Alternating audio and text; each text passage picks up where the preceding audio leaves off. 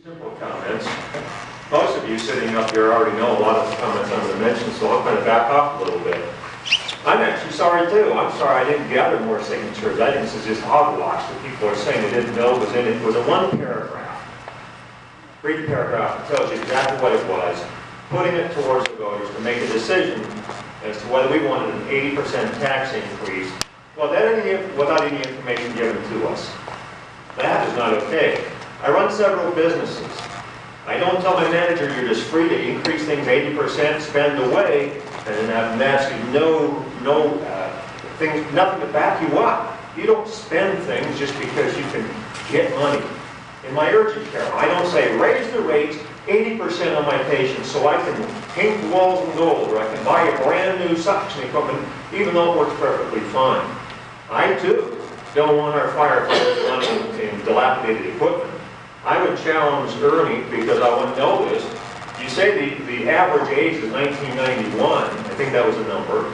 If you exclude all of the pumper trucks that Kentburg happens to attain and puts down there for backup tankers, what's the average age of the equipment then? I don't think the equipment's that old.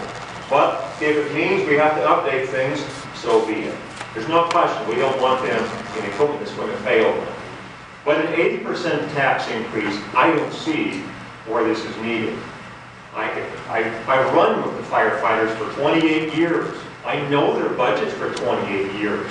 I don't know the inner workings sometimes, but I know what they've done. As I've sat with several of you looking at the EMS budget. EMS, how many calls do they go on? A boatload more than fire goes on. And yet they manage to run with a budget markedly smaller. Markedly smaller. You're spending $1.something million on fire, and if you need it, great. But EMS, who goes on over 1,200, 1,400 calls a year, isn't even running close to that.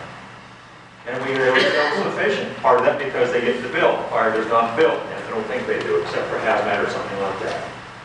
But you just don't spend willy-nilly 80%, an 80% increase.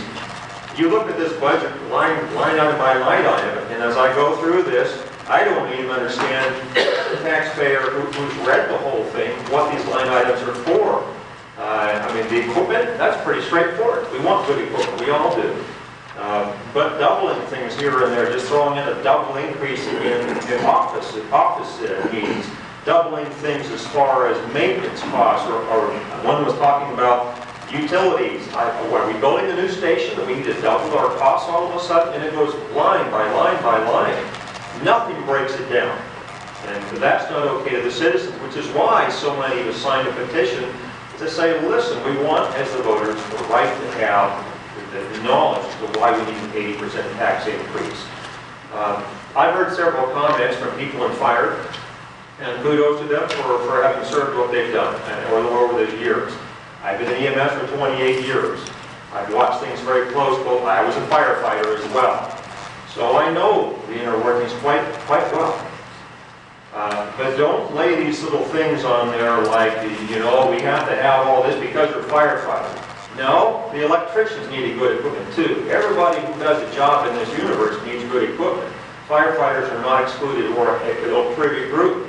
They're awesome people. I've never gone against fire in this county ever. I have gone against management, and I'll continue to do it. They talk about liability. No, you guys set the rules.